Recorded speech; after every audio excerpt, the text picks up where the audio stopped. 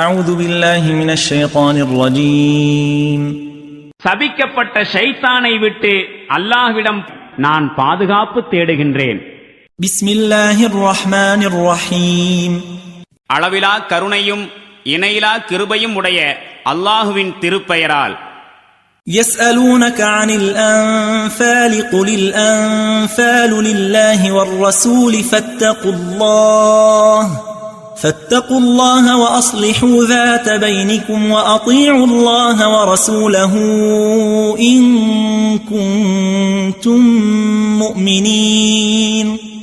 நபியே, இறைவன் அளிக்கும் மேலதிக நன்கொடையான அன்பால் பற்றி அவர்கள் உம்மிடம் வினவுகின்றார்கள். கூறுவீராக, அன்பால் அல்லாஹுவுக்கும் அவனுடைய தூதருக்கும் உரியனவாகும். எனவே நீங்கள் அல்லாஹுவுக்கு அஞ்சுங்கள்.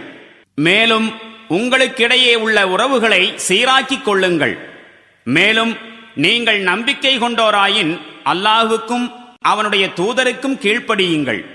إنما المؤمنون الذين إذا ذكر الله وجلت قلوبهم وإذا تليت عليهم آياته زادتهم إيمانا وعلى ربهم يتوكلون.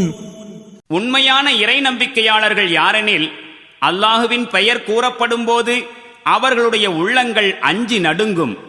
மேலும் அவனுடைய வசனங்கள் அவர்கள் முன் ஓதப்பட்டால் அவர்களுடைய நம்பிக்கை அதிகமாகிவிடும். மேலும் அவர்கள் தங்களுடைய இறைவனையே முழுவதும் சார்ந்திருப்பார்கள்.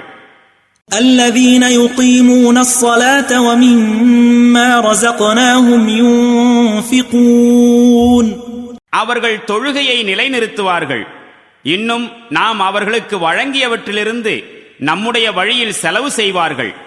أولئك هم المؤمنون حقا لهم درجات عند ربهم ومغفرة ورزق كريم. இத்தகையோர்தாம் உண்மையான நம்பிக்கையாளர்கள். அவர்களின் இறைவனிடம் அவர்களுக்கு உயர்ந்த படித்தரங்கள் இருக்கின்றன.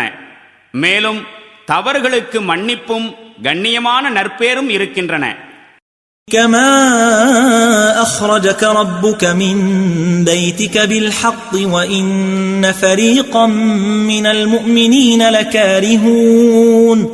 இந்த போர் பொருட்கள் விவகாரத்தில் உருவாகிக் கொண்டிருக்கிற நிலை முன்பு ஏற்பட்ட நிலையை போன்றே உள்ளது. அப்போது இறைவன் உம்மை சத்தியத்துடன் வீட்டிலிருந்து வெளிக்கொணர்ந்தான். இறை நம்பிக்கையாளர்களில் ஒரு பிரிவினருக்கு அது வெறுப்பாக இருந்தது. يجادلونك في الحق بعدما تبين كأنما يساقون إلى الموت وهم ينظرون.